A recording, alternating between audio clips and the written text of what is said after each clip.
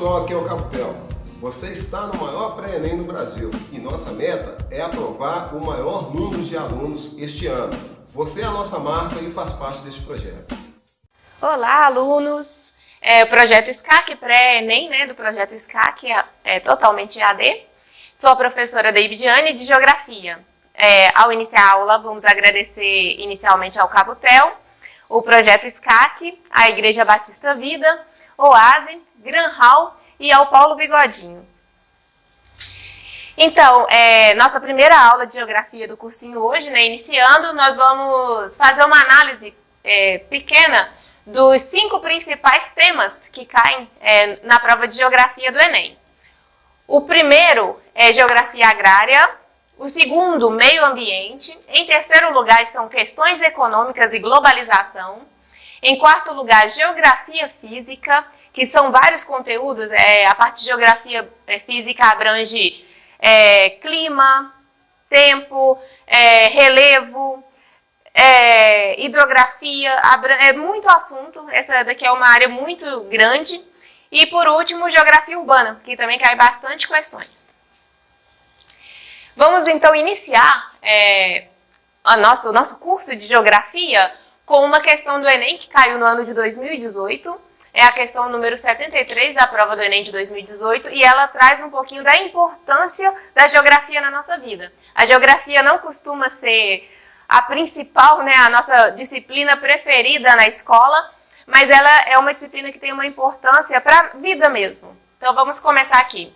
O primeiro texto é um fragmento do texto do livro A Arte da Guerra, de Sun Tzu, e o segundo fragmento de texto é uma adaptação sobre um texto que relata a dificuldade de se encontrar o Osama Bin Laden. Então, texto 1. Quando um exército atravessa montanhas, florestas, zonas de precipícios ou marcha ao longo de desfiladeiros alagadiços ou pantanosos, ou qualquer outro terreno onde a deslocação é árdua, está em terreno difícil. O terreno onde é apertado e a sua saída é tortuosa e onde uma pequena força inimiga pode atacar a minha, embora maior, é cercado. E o segundo fragmento. O objetivo principal era encontrar e matar Osama Bin Laden. Onde ele se esconde? Não podemos esquecer a dificuldade de ocupação do país, que possui um relevo montanhoso, cheio de cavernas, onde fica fácil para quem está acostumado com esse relevo esconder-se. E aí vem o enunciado. As situações apresentadas atestam a importância da relação entre a topografia e o quê? Aí eles querem saber, a alternativa A traz construção de vias terrestres? Será que é isso? A B, preservação do meio ambiente? Esse daqui já dá para descartar de letra, não é? Não está falando nada de meio ambiente. C, emprego de armamentos sofisticados? Também não tem muito a ver com tecnologia, não, né? D, intimidação contínua da população local? Também não tem muita coisa a ver, não. E a alternativa D, domínio cognitivo da configuração espacial. E é justamente essa a alternativa E, o domínio cognitivo da configuração espacial, que vai demonstrar a importância da geografia para o nosso dia a dia. Quando você tem um conhecimento do meio que você vive, do espaço onde você vive, você já está um passo à frente de entender a sociedade, de entender as relações ali presentes. Então vamos dar início à nossa aula pela parte de cartografia. Então, nós vamos ver em cartografia orientação e localização, fusos horários e projeções cartográficas e convenções cartográficas e sensoriamento remoto. Esses 3 assuntos, na verdade são mais de 3 assuntos, mas essas categorias vão ser divididas em 2 aulas. E como que é possível, a observação do comportamento da Terra no espaço? Como foi possível isso? Nós estando morando, nós moramos dentro do planeta Terra, e como nós tivemos essa percepção que ele está no espaço, uma coisa muito maior, não é? Através de observações do movimento da Terra. do dia, do Sol, das variações. Então, vamos tentar entender isso um pouquinho mais. Esse é o nosso sistema solar. A Terra, vocês vão receber o material, vai dar para ver melhor. A Terra é o terceiro planeta, né, no sistema solar, pertencente ao nosso sistema solar. O que é o nosso sistema solar? Nós temos a nossa estrela, né, nosso astro, estrela, que vai fornecer nossa energia, né, para o nosso sistema, e os planetas do sistema, eles estão em órbita em torno desse sistema solar. Lembrando que o universo é uma coisa gigante e a gente tem muita coisa que não descobrimos ainda, que não sabemos como funciona.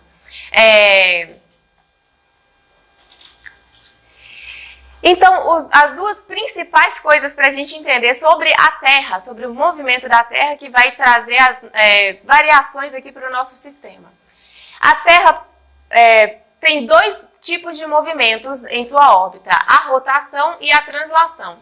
A rotação é o movimento que a Terra realiza em torno de si mesma,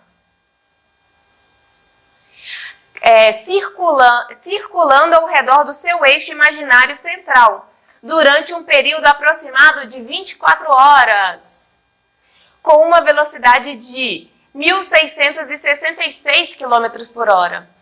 A rotação ocorre no sentido anti-horário, ou seja, de oeste para leste, o que faz com que o movimento aparente do Sol seja de leste, né?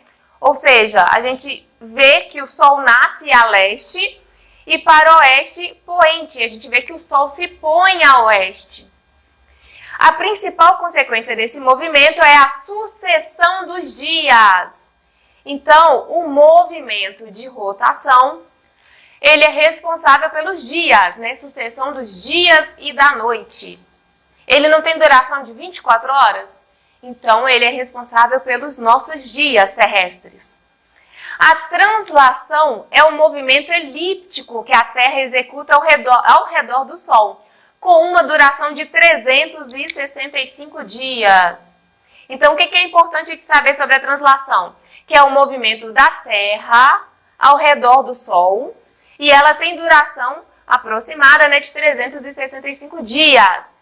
5 horas e 48 minutos, em uma velocidade de 107.000 km por hora.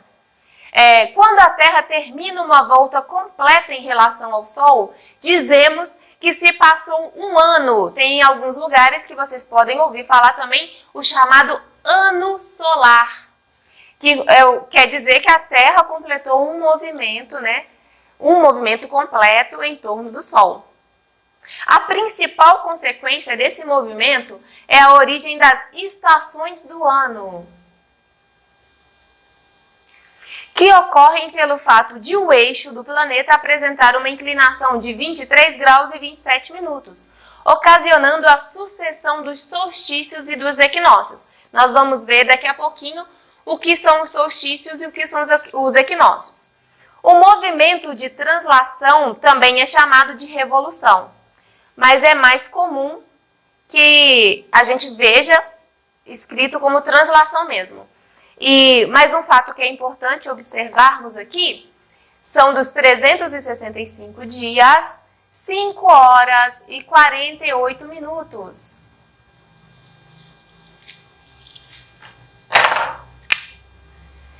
Então, essas 5 horas e 48 minutos que nós temos a mais no ano, a cada 4 anos, vira um dia a mais no mês de fevereiro. Daí a origem dos nossos anos bissextos.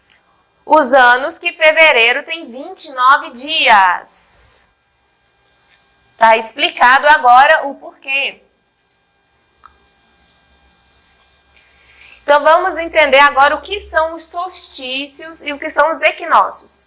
Os solstícios correspondem aos movimentos em que o Sol incide perpendicularmente sobre um dos trópicos, ou o trópico de Câncer ou o trópico de Capricórnio. Ocorrem nas datas de 21 ou 22 de junho e 21 de dezembro, causando distribuição irregular da luz e do calor do Sol nos hemisférios norte e sul. Nos solstícios, os dias e as noites apresentam desigual duração, sendo observadas as maiores diferenças nas áreas com médias e grandes latitudes. Nas áreas de grandes latitudes, ou seja, os polos, verificam-se os dias e as noites polares. E os equinócios? Os equinócios correspondem aos momentos em que o Sol incide perpendicularmente sobre a linha equatorial. Ocorrem nas datas 20 ou 21 de março, 20 ou 21 de março e 23 de setembro, causando distribuição igualitária da luz e do calor do Sol pelos hemisférios norte e sul. Nos equinócios, os dias e as noites apresentam igual duração em toda a Terra. Por que isso, gente? Vamos entender, a Terra está aqui. O equinócio ocorre quando a radiação solar vai incidir no ângulo de 90 graus. Quando a gente fala que ele forma um ângulo perpendicular, né? Perpendicularmente, incide perpendicularmente, ele está formando um ângulo de 90 graus na linha do Equador. Então, se o Sol está batendo no ângulo de 90 graus no Equador, o Equador não divide a Terra ao meio entre hemisfério norte e hemisfério sul? Por isso que a radiação vai ser distribuída de maneira igual nos dois hemisférios. Diferente dos solstícios. Nos solstícios,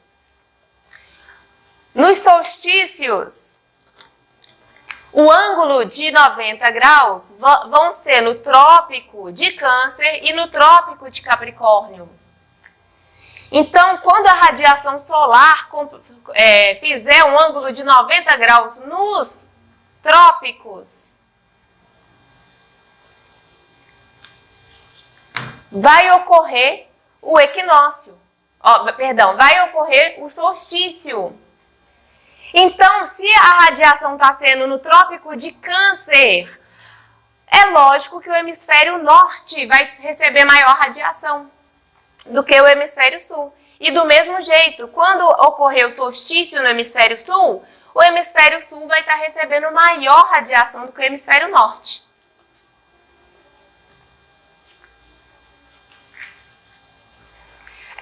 Durante o movimento de translação que ocorre em órbita elíptica, o que é uma órbita elíptica? Quer dizer que a Terra faz esse movimento daqui em torno do Sol.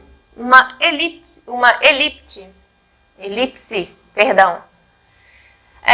A Terra assume distâncias diferentes em relação ao Sol, que chama o periélio, que é a aproximação, né? Quando a Terra estiver mais próxima do Sol, chama-se periélio. E quando ela estiver mais afastada, chama-se afélio. Então, essa imagem aqui, ela descreve bastante, né? Vocês vão receber o material, leiam ela, analisem ela. Essa imagem é muito interessante porque ela vai demonstrar a variação das estações do ano. Quando vai estar com o inverno no hemisfério sul, verão no hemisfério norte. A projeção do Sol, como mostra o ângulo, dá para ver perfeitamente o ângulo da Terra. Fica mais fácil da gente compreender como que a radiação solar vai estar incidindo na Terra durante o período do ano. Então aqui, o afélio vai acontecer em julho, e o periélio vai acontecer em janeiro.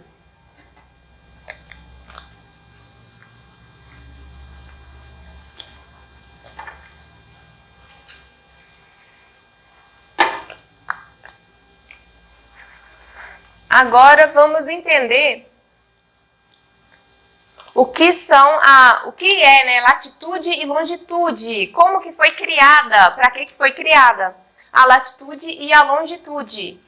É uma maneira de nos acharmos, de nos encontrarmos na superfície terrestre.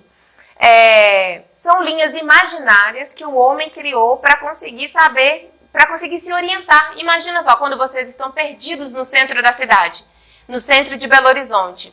Aí vocês sabem que vocês querem chegar na Afonso Pena.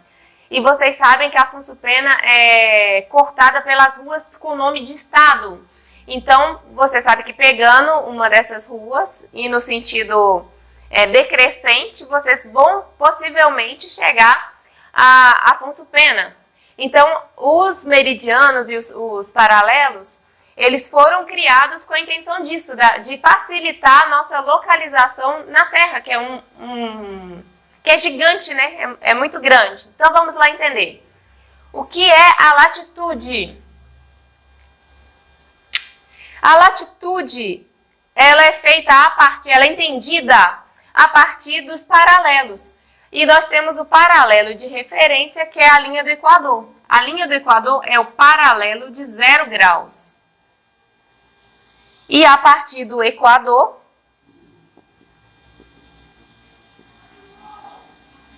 surgem os outros paralelos, que vão dividir a Terra em hemisfério norte e hemisfério sul.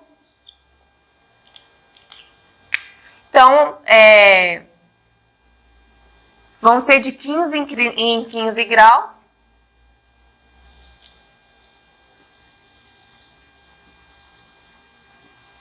Até chegar nos polos. Os polos são os paralelos, né, de 90 graus. Os trópicos mais importantes são os trópicos que estão em 30 graus, né? Que é o trópico de Câncer e o trópico de Capricórnio.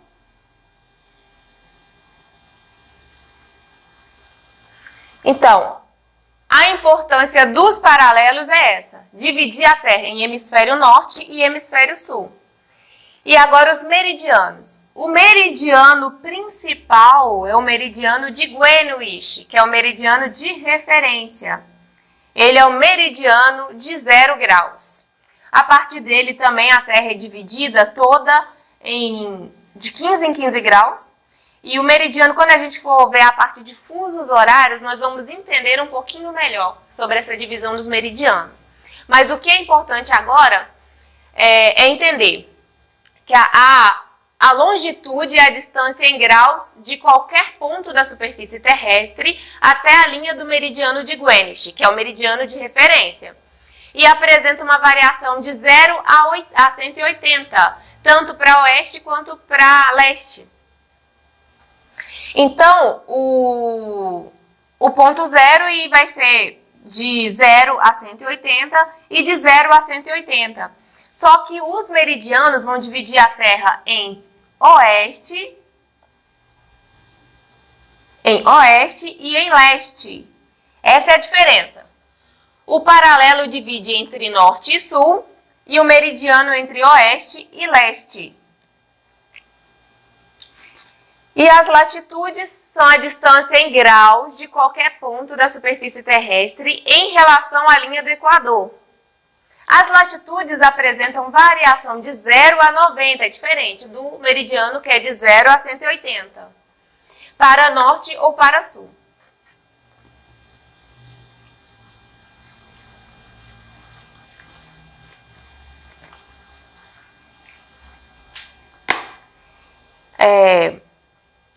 Foi criado também para que possamos nos localizar, né? Além dessa divisão do mundo entre norte, sul, leste e oeste, a rosa dos ventos.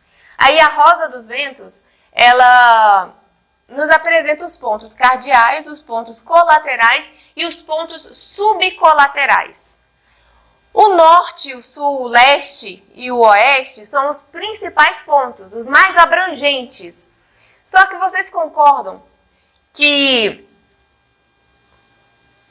dividir a Terra só em 4 partes, a Terra é uma coisa gigante, somente em 4 partes é pouco. É norte, sul, leste e oeste. É pouco, porque olha só, se eu falar que está a norte, olha o espaço que tem a norte. É muita coisa. Se eu falar que está a sul, olha o espaço que está a sul. Se eu falar que está a leste, olha o tanto de leste. Por isso, criou-se também os outros pontos, para ficar ainda mais especializado, mais próximo, né, da distância real.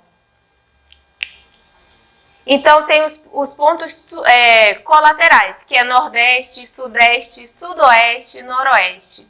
E os pontos subcolaterais, Norte, Nordeste, Leste, Nordeste, Leste, Sudeste, Sul, Sudoeste, Sul, Sudoeste, Oeste, Sudoeste, Oeste, Noroeste e Norte, Noroeste. O que nos importa para a aula de geografia, para uma prova do Enem, são os 4 principais. Então, nós não vamos entrar, né, nesses aqui. Nós precisamos entender que existe a Rosa dos Ventos e que ela tem todas essas divisões. Mas para nossas aulas, para a parte de cartografia, é Norte, Sul, Leste e Oeste.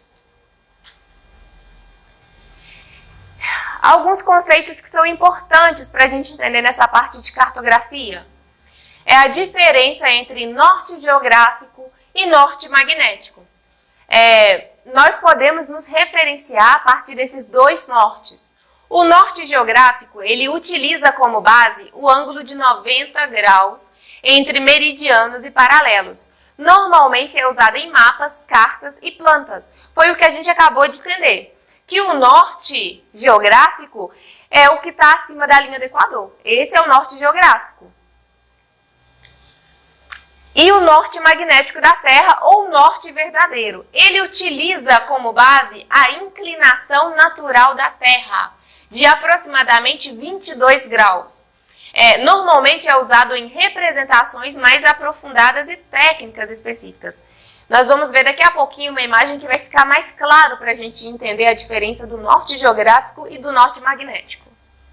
É essa imagem daqui. Essa imagem ainda traz mais um conceito para a gente, que é importante que a gente saiba. Declinação magnética. É o ângulo entre o norte magnético e o norte geográfico. A declinação existe porque o polo norte e o polo magnético, eles não coincidem. Essa declinação varia de acordo com a localização da área. Então, essa imagem daqui é muito boa porque ela mostra o norte geográfico. Tá vendo que a Terra está cortada exatamente ao meio aqui. E esse ponto daqui é o norte geográfico e aqui o sul geográfico. Só que a Terra possui um campo magnético. E esse campo magnético da Terra, por causa da sua inclinação, né, aproximada de 22 graus, vai causar essa declinação magnética também. E aí tem aí vai causar essa diferença entre o norte geográfico que nós utilizamos para nos orientar, né, para representar as cartas, os mapas, e o norte original. O que acontece? Isso também não vai ser cobrado. Pode ser cobrado que você saiba que exista o norte geográfico, ou o norte magnético, perdão. Mas isso também não vai cair numa prova. É uma coisa mais específica, muito mais especializada. Utilizar cálculos ou alguma coisa sobre o polo magnético. Aqui é uma imagem muito boa, que ele nos mostra como funciona, né, o dia polar de 6 meses, por causa da inclinação da Terra, aqui norte e sul, a inclinação natural da Terra, a radiação solar vai ser diferenciada. E aqui vão ter situações que o polo norte terão 6 meses de dia e 6 meses de noite. E aqui o círculo polar antártico, né, o polo sul, também de noite. É muito fácil encontrar hoje em dia na internet alguns vídeos que mostram justamente isso. Eles vão gravando o dia a dia sem anoitecer do Polo Norte. É muito legal se vocês quiserem procurar. Essa é uma questão de como que já foi cobrada, como já foi cobrado o sistema de orientação na Terra, como que já foi cobrado no Enem. Essa é uma prova do Enem de 2010, a questão número 7. Pensando nas correntes e prestes a entrar no barco que deriva da corrente do Golfo para o norte, lembrei-me de um vidro de café solúvel vazio. Coloquei no vidro uma nota cheia de zeros, uma bola cor-de-rosa choque. Anotei a posição e data. latitude 49 graus 49 minutos, norte, e longitude 23 graus e 23 minutos, oeste. Tampei e joguei na água. Nunca imaginei que receberia uma carta com a foto de um menino norueguês, segurando a bolinha e a estranha nota. No texto, o autor anota sua coordenada geográfica, que é... Então, vamos entender o que é. Ele falou que no texto o autor anotou a coordenada geográfica. E quer saber o que é uma coordenada geográfica? Alternativa A. A relação que se estabelece entre as distâncias representadas no mapa e as distâncias reais da superfície cartográfica? Será? B. O registro de que os paralelos são verticais e convergem para os polos. E os meridianos são círculos imaginários, horizontais e equidistantes. Esse daqui está ao contrário, né? Está descrevendo os paralelos como os meridianos e vice-versa. Alternativa C. A informação de um conjunto de linhas imaginárias que permitem localizar um ponto ou acidente geográfico na superfície terrestre? Será? D. A latitude como distância em graus entre um ponto e o meridiano de Greenwich e a longitude como uma distância em graus entre um ponto e o Equador? Pode ser também. Vamos ver a E. A forma de projeção cartográfica usado para navegação onde os meridianos e os paralelos distorcem a superfície do planeta? Então, o que é mais próximo, né, da realidade aqui é a C. Não, tá muito ruim. A informação de um conjunto de linhas imaginárias que permitem localizar um ponto ou acidente geográfico na superfície terrestre. Foi o que a gente acabou de ver. O norte, o sul, o leste, o oeste, lá que são divididos pelos paralelos e os meridianos, eles vão nos possibilitar isso. Aqui está trocado. A latitude não é a distância entre o meridiano, né? É a latitude entre o Equador, né? E a longitude não é a distância entre o Equador, é a distância entre o meridiano. E a forma de projeção cartográfica usada para navegação, onde os meridianos e os paralelos distorcem a superfície, na verdade não é uma projeção. É uma coordenada, não é uma projeção. Nós vamos ver daqui a pouquinho na aula o que são as projeções cartográficas. Então, isso não são coordenadas geográficas, não é projeção cartográfica. Aqui vai ficar mais interessante explicar mais uma coisa.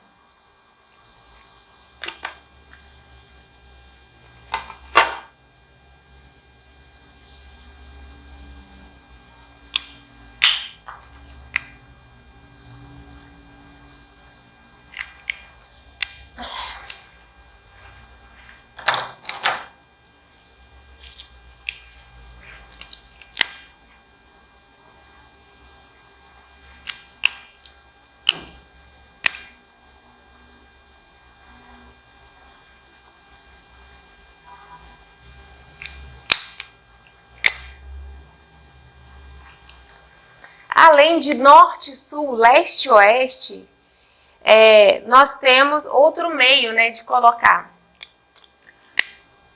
Norte, sul, oeste e leste. Tudo que está a norte vai ser positivo quando a gente falar em latitude. Então, a latitude de norte é positiva. Latitude, né, a distância em relação ao Equador, vai ser positiva. Então, tudo que for ao sul vai ser negativo.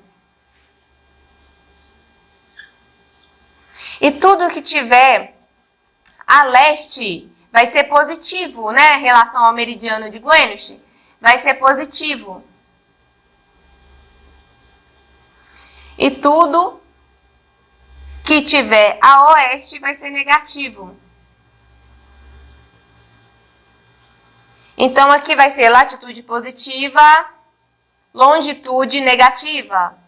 Latitude positiva, longitude positiva. Longitude e latitude negativas. Longitude positiva, latitude negativa.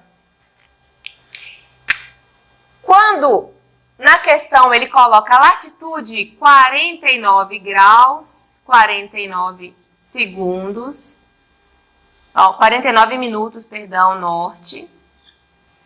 E longitude 23 graus, 49 minutos, oeste. Ele poderia fazer assim, olha. Não precisava colocar o norte ou o nordeste, ou o oeste. Ele poderia ter colocado só o negativo.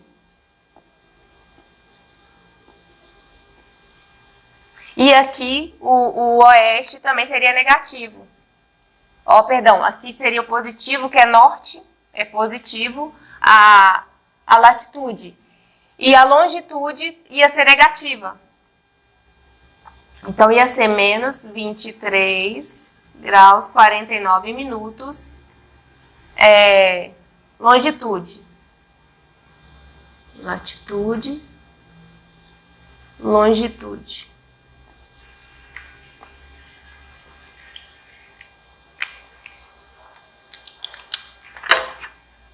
Porque pode não vir. Só de vir o sinal e informando se é latitude ou longitude, daria para saber em qual posição que está. Então, se ele está numa latitude positiva e numa longitude negativa, ele está onde? Com certeza ele está em algum lugar abrangendo o quarto, do planeta. Ou seja, do México até o Canadá.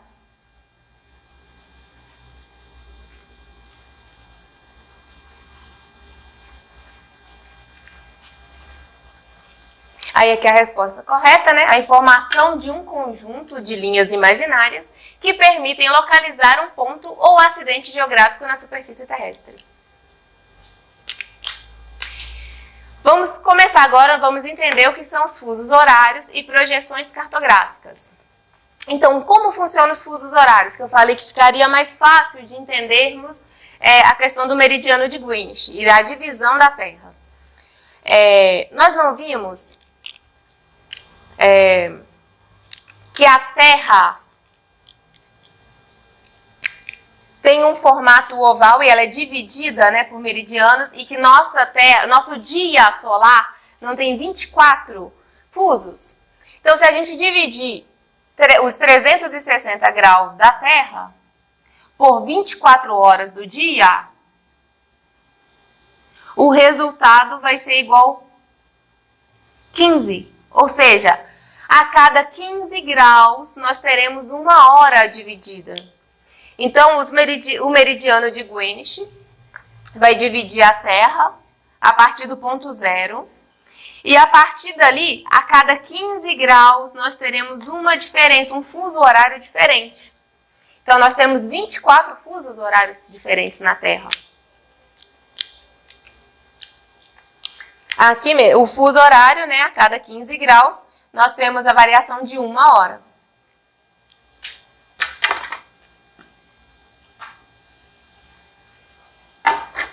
Então, o meridiano de Greenwich, o GMT, o meridiano de Greenwich, ou o perímetro meridiano 0 graus, é uma linha imaginária no centro do fuso zero, que ficou definido na Conferência do Meridiano como referência da hora oficial mundial, ou hora GMT, Greenwich Meridian Time. E a partir de 86, a hora do GMT, a GMT foi substituída por UTC, Universal Time Coordinated, que é uma mensuração baseada em padrões atômicos e não na rotação da Terra. Qual que é a diferença disso? Nenhuma. Então, se você ver, só não é mais usual o GMT. Agora usa-se o UTC. Aí, pode passar? Toda vez que vocês virem uma referência de hora, vai estar... Volta lá, por favor. Vai estar escrito GMT, ó, vai estar escrito UTC. O GMT foi o que caiu em desuso. Vai estar UTC, aí mais 1, menos 2, que vai ser a referência do meridiano de Greenwich para o fuso horário que ele está. Aí dentro disso tem uma curiosidade, uma coisa que é muito importante sabermos também, que é a linha internacional da data. O meridiano de Greenwich, nós vimos que ele corta a Terra certinho, não é? Passa lá pela cidade de Greenwich, na Inglaterra, vai cortando, e é todo certinho. E a partir daí começam os horários diferentes. E quando... Aí a cada 15 graus, né, uma hora diferente. E do outro lado do planeta, como é que vai ficar isso? Do outro lado do planeta, nós vamos ter a linha internacional da data. Por quê?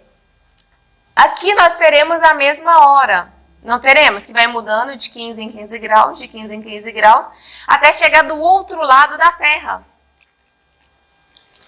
Do outro lado da Terra, do planeta Terra, nós teremos a linha internacional de mudança de data. Porque nós teremos o mesmo horário dos dois lados, só que de dias diferentes. Essa é a linha que acompanha o antimeridiano de Greenwich, ou seja, o meridiano de 180 graus. Atravessando o Oceano Pacífico. Por convenção internacional, esse meridiano determina a mudança de data civil em todo o planeta. Ao ultrapassar essa linha, exatamente no ponto em que ela se localiza, deve-se alterar a data para o dia anterior, se você estiver a leste, e para o dia seguinte, se você estiver a oeste. A partida, né? Aqui ocorre o inverso. Quando atravessamos para o oeste, mudamos para o dia seguinte e a leste avançamos para o dia anterior. Há, portanto, uma mudança de dia e não de horas. Então, a partir do meridiano de Greenwich, está aqui do outro lado, aí está variando a hora, né? Uma hora positiva, uma hora negativa em relação a Greenwich. E vai mudando, chega aqui do outro lado da Terra, está o mesmo horário. Só que aí em dias diferentes. Deu para compreender? Se vocês tiverem mais curiosidade, pode pesquisar.